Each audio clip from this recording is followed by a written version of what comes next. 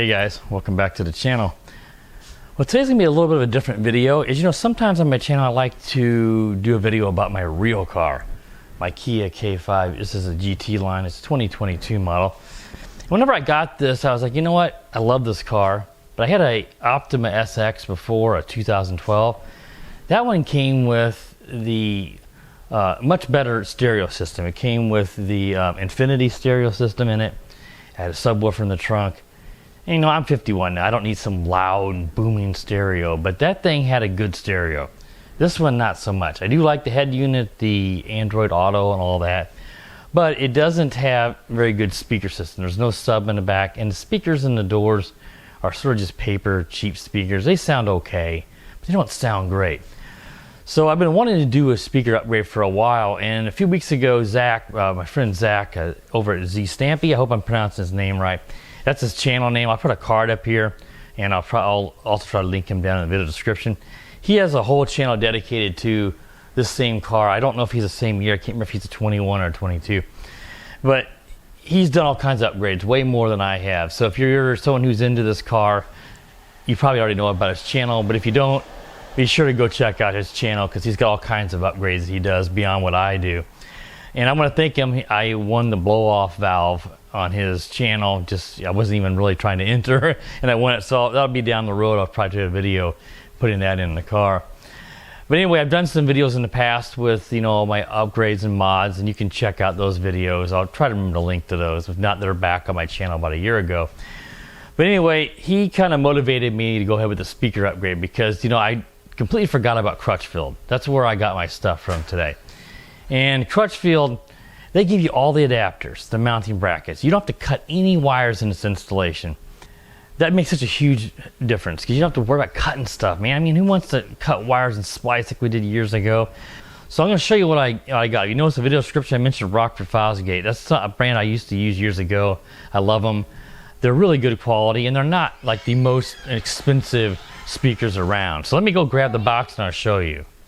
All right, guys, so these are the ones that I picked up here. These are some three-way Rockford Fosgate, a 6.5 inch. These will fit right in the door. And, you know, I like the fact these are three-way. It means you're going to get your deep and your mid-range and your tweeter all in one here. So, you know, I used to do a lot of speaker stuff on my own back in the 90s, you know. And so I'm sort of familiar with this stuff.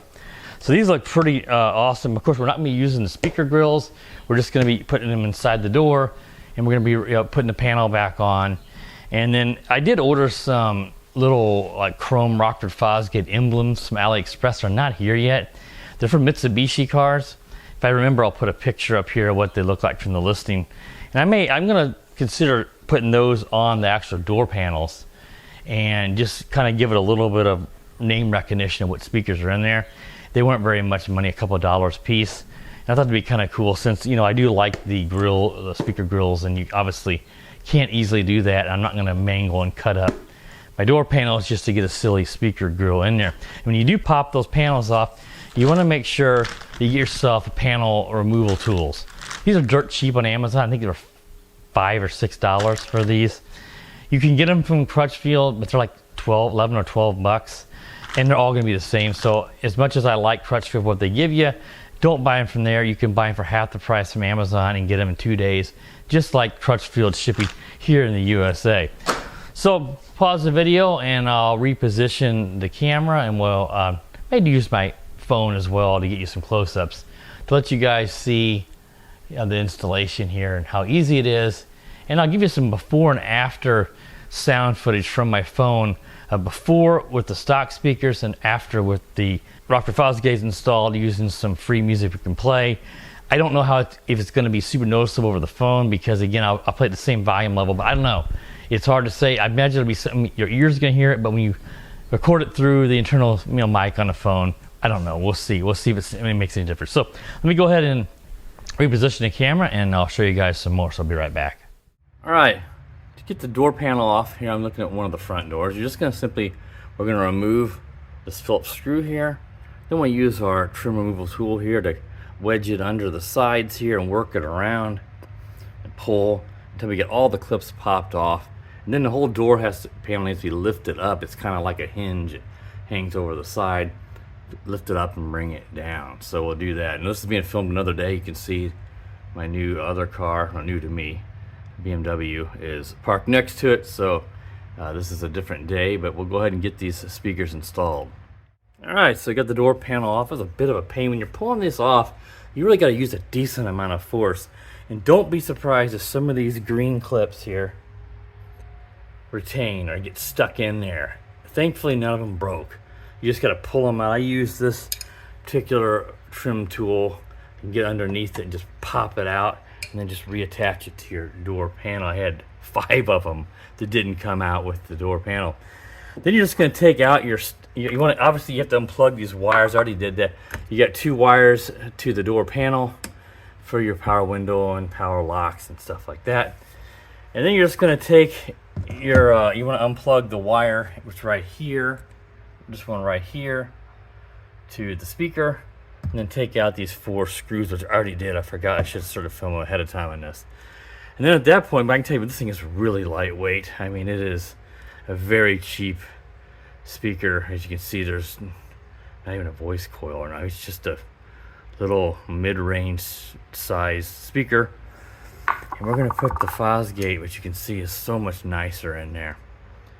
And what we got to do is, with Crutchfield, they come with these brackets. So I'm going to take one of these out, and you'll put it around the speaker, and then we'll just use the stock mounting screws and get it in there. And then we'll use these wiring harnesses that they sent to use the factory plug and not have to splice anything. So let's get that situated and we'll be right back. Alright guys, so I got the bracket mounted to the speaker. Now if you happen to buy these Rockford Fosgates, they only come with these really long tapping screws of these little like sheet metal tabs, and they're way too long. They will not allow the mounting bracket to be attached to the speaker, or if you get them on, they're just too long. The speaker won't be able to attach to the door. It's pretty ridiculus. So I happened to luck out and had an unopened pack of 3/4 inch machine screws with nuts, and I put those on. Another weird thing is the Rockford Fosgate 6.5 are just like a millimeter bigger than this cutout. So on one side here, it's just kind of warped. It doesn't fit into the cutout groove. I don't think it's going to be a huge deal, but again, it's just little things like this that are irritating me, because I know Crutchfield would help me out if I ask them, but it just seems like it's universal kits they're using that don't quite match to every speaker perfectly. And yeah, we'll see how this goes in here, and hopefully everything snaps together and doesn't pop apart trying to do it.